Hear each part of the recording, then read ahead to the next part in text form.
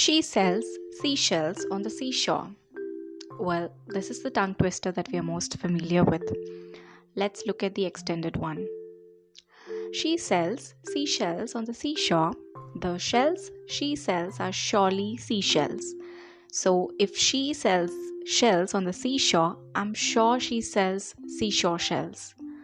Oof, that was really difficult. My memory of visiting a beach is quite blurry. I think I had visited the Vishakhapatnam beach when I was a child with my family and a few relatives. All I remember of the beach was my feet sinking in the sand with every wave that touched my legs.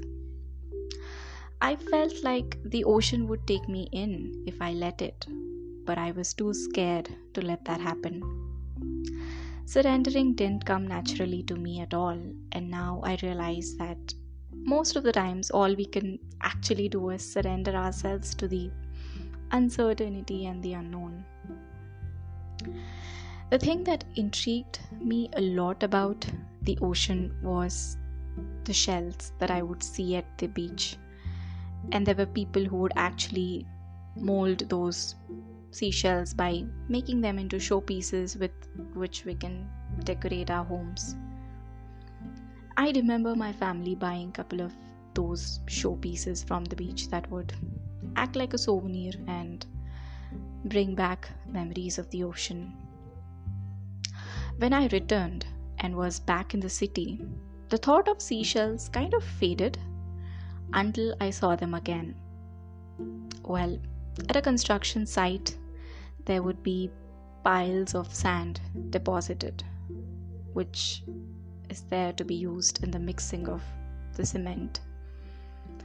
And I would simply sit on that pile that looks like a mini mountain and would just keep looking for these seashells and find as many as I possibly can and put them in a small plastic cover that I had with me.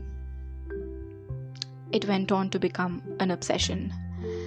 You see, people collect coins or stamps, but all I was able to collect was seashells that were not even found at a beach.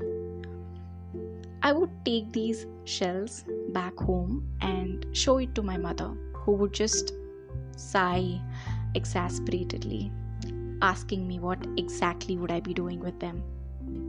Well, to be honest, I never really did anything with them other than looking at them closely and grinning like an idiot.